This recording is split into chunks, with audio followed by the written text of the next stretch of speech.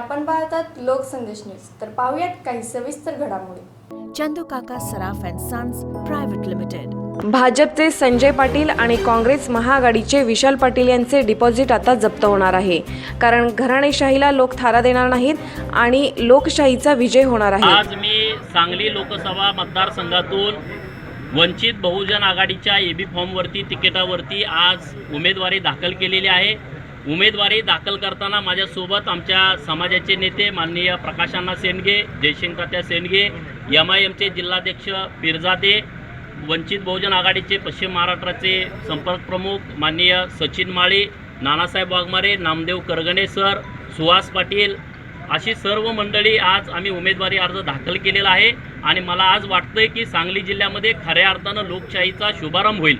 घराणेशाहीच्या अस्ताचा आणि लोकशाहीच्या शुभारंभाचा आज आम्ही इथं कार्यक्रम करतोय आणि निश्चितपणे राज्यात एक चांगला मेसेज जाईल की घराणेशाहीतल्या लोकांना इथून पुढे तिकीट देता कामा नयेत. बाप गेला का पोरगा, पोरगा गेला का नातू, हे कुठल्याही पार्टीत गेले तर हेच तिकीट घेतात. लोकांना हे नको आहे. म्हणून माझ्यासारख्या सामान्य कार्यकर्त्याचा उमेदवारी अर्ज इथं दाखल केलेला आहे. कुणाची लढत, तुमची लढत कुणाशी असेल? माझी लढत आता हे दोघांचं काय आता खरं नाही. दोघांच्या सुद्धा आता कार्यक्रमाला लोक येणार. ही निवडणूक वन साइड होणार आहे. दोघांची डिपॉझिट राहतेत का नाही मला शंका आहे. काय तुमचा अजेंडा काय राहील? माझा अजेंडा या सांगली जिल्ह्यामध्ये भयमुक्त जिल्हा करणं. राजकर्त्यांच्यामुळं कुठल्याही कार्यकर्त्याला, जनतेला त्रास होता कामा नये. जे राजकर्ते प्रशासनाचा गुंड म्हणून वापर करतात, प्रशासनाला हाताशी धरून लोकांना नागवतात, अशा लोकांच्या विरोधामध्ये माझी लढाई आहे. आणि या जिल्ह्यातला कुठल्याही पार्टीत असू द्या माणूस, तो भाजपचा असेल, राष्ट्रवादीचा असेल, काँग्रेसचा असेल, सेकाप, माकप, भाकप, रिपाई, कुठल्याही पार्टीत असू द्या, पण त्या माणसावरती अन्याय होता कामा नये अशी माझी भूमिका आहे. इथल्या प्रशासनाच्या बाजूने मी ठामपणे उभा राहणार आहे. जे चांगले अधिकारी काम करतात त्या अधिकाऱ्यांच्या पाठीशी ठामपणे राहण्याची भूमिका माझी आहे. कारण चांगल्या अधिकाऱ्यांना या जिल्ह्यामध्ये काम करू दिलं जात नाही आहे. खासदारांचं जर नाही ऐकलं तर लगेच बदलीला जाऊन बसायचं, हे प्रकार अनेक या 5 वर्षात लोकांनी बघितलं. चांगल्या अधिकाऱ्यांची हॅरॅसमेंट होते. म्हणून चांगल्या अधिकाऱ्यांच्या पाठीशी ठामपणे राहणारा मी कार्यकर्ता आहे. आणि जे अधिकारी चुकीचं काम करतील त्यांच्या विरोधामध्ये माझी भूमिका असेल.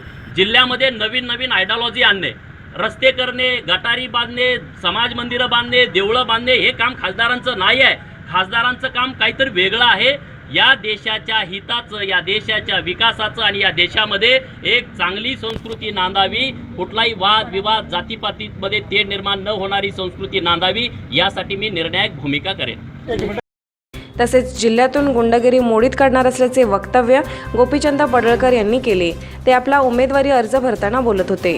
या खासदारांचं धोरणच असं आहे, हे गुंडगिरीवरच पुढे आलेले आहेत. लोकांना दाबणे, लोकांना हॅरॅस करणे, मारामाऱ्या करणं. माजी गृहमंत्री RR पाटील यांच्या पत्नी यांच्या गाडीवरती दगड टाकणं, त्यांचे मार्केट कमिटीच्या वेळेस त्यांच्या घरामध्ये कोंडून दगडफेक करणं, हे काय स्वरूप आहे?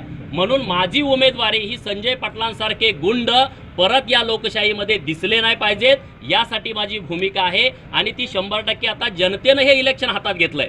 हे इलेक्शन पुढाऱ्यांच्या हातामध्ये राहिलेलं नाही. या सांगली जिल्ह्यातल्या लाखो लोकांनी ही निवडणूक हातामध्ये घेतलेली आहे. आणि निश्चितपणे या निवडणुकीमध्ये माझ्यासारख्या सामान्य कार्यकर्त्याचा विजय असणार आहे.